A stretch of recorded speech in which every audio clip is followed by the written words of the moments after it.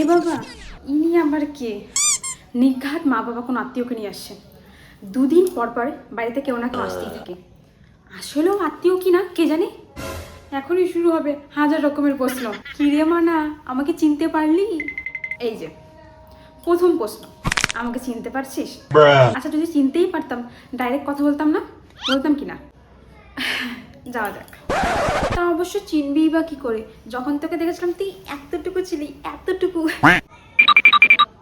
ছোট ছিলাম। আচ্ছা, আমি ছোট থাকলে এখন কি করে চিনবো?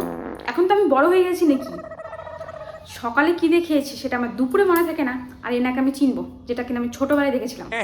এমন প্রশ্ন শুনলে না হাসি পায়। মনে পড়ছে একটু একটু। আরে মনা, আমি তো দূরের দূরের দূরের দূরের মাসি হই। মাসি? আমারও তাই মনে হচ্ছিল আমার মাসি হবে না।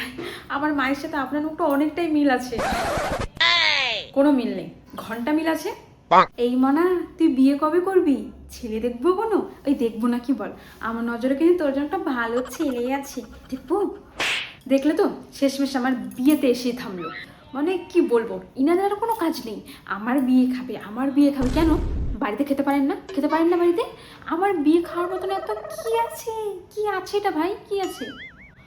যত সব মুখের ওপর তো বলতে পারবো না।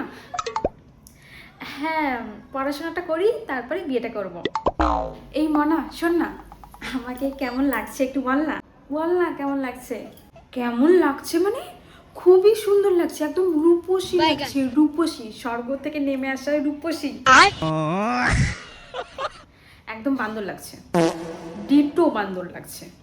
তুইও না, ধ্যাৎ। খুবই সুন্দর, রূপসী বান্দর।